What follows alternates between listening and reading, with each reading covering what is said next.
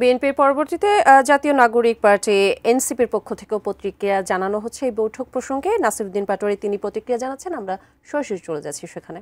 আমরা দেখেছিলাম একটি সামাজিক চুক্তি হয়েছিল, যেটার পরবর্তীতে বাংলাদেশকে ওই জায়গায় না নিয়ে বরং ভিন্ন খাতে প্রবাহিত করা হয়েছিল। সেই বন্দোবস্ত, পুরাতন বন্দোবস্তেরই প্রক্রিয়াটা আজকে দেশবাসী প্রত্যক্ষ করেছে এবং আমরা দেখেছি সেখানে বিদেশের মাটিতে বসে মিটিং হয়েছে, যেখানে গণ অভ্যুত্থান শহীদের রক্তেও এখনও মাটির মধ্যে পড়ে আছে এবং শহীদদের যারা ফ্যামিলি এখনও বিভিন্ন জায়গায় তাদের ছেলে সন্তানকে হারিয়ে কাতরাচ্ছে, আহত যারা রয়েছে তারা এখনও হসপিটালে রয়েছে। এমত অবস্থায় বাংলাদেশের মাটিকে অবজ্ঞা করে বিদেশের মাটিতে যখন এই ধরনের একটি মিটিং হয় এবং সেই মিটিংয়ে জনগণের যে প্রত্যাশা, দেশের প্রত্যাশা, জাতীয় প্রত্যাশাকে চাপিয়ে যখন একটি দলের প্রত্যাশা অনুযায়ী এই সরকার কথা বলে, সেই সরকার গণ অভ্যুত্থানের সাথে প্রতারণার সামিল এবং গণ অভ্যুত্থানের সাথে প্রতারণার আশ্রয় নিয়েছে। আমরা সেই জায়গা থেকে মনে করি বর্তমান সরকারকে অতি দ্রুত গতিতে গণ অভ্যুত্থান যে মানুষের যে আকাঙ্ক্ষা ছিল, একটি সংস্কার হবে, বিচার প্রক্রিয়া সম্পূর্ণ হবে এবং একটি নতুন সংবিধান প্রণীত হবে, যেই নতুন সংবিধানের মাধ্যমে নতুনভাবে একটি বাংলাদেশ পুনর্গঠিত হবে। সে প্রক্রিয়ার দিকে বাংলাদেশকে নিয়ে যাওয়া, সেটা থেকে ব্যাহত করে পিছনের দিকে বাংলাদেশকে নিয়ে যাওয়া হচ্ছে।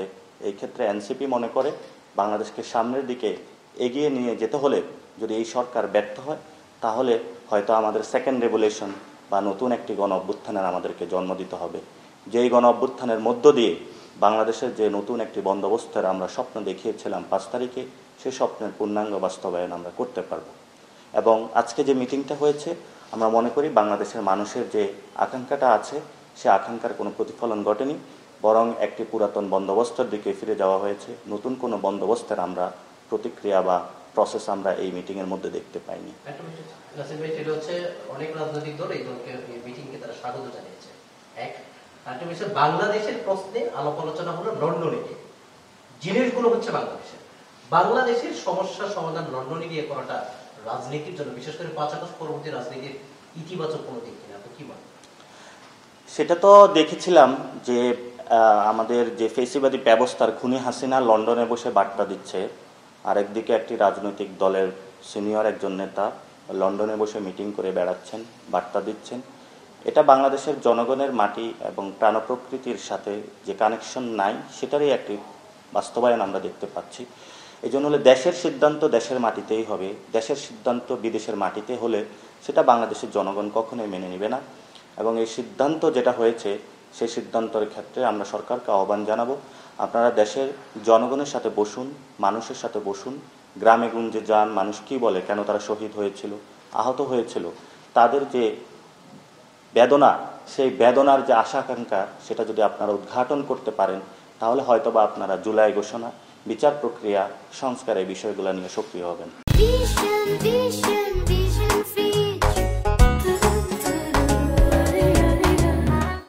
এনসিপি জুলাইয়ের যে ঘোষণাপত্র এবং বিচার প্রক্রিয়া সংস্কার, মৌলিক সংস্কার এবং নির্বাচন কমিশনের যে পুনর্গঠন রয়েছে গণতান্ত্রিক প্রক্রিয়া উত্তরণের জন্য, এই বিষয়গুলো যদি সম্পূর্ণ না হয়, হয়তোবা আমরা একটি গণ অভ্যুত্থানের দিকে যাব, আমরা নির্বাচন প্রক্রিয়াতে অংশগ্রহণ করব না।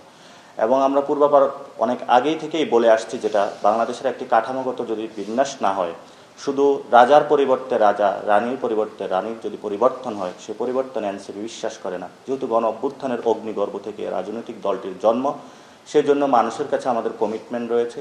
বাংলাদেশের মানুষকে আমরা বলবো যে আপনারা যেভাবে গণ অভ্যুত্থানে এসেছিলেন, ভবিষ্যতেও লড়াইয়ে এনসিপি আপনাদের সাথে থাকবে এবং আপনাদের যে মুক্তির আকাঙ্ক্ষা, একটি নতুন সংবিধান, সেটা বাস্তবায়ন না হওয়া পর্যন্ত আমাদের এই লড়াই আমরা চলমান রাখবো।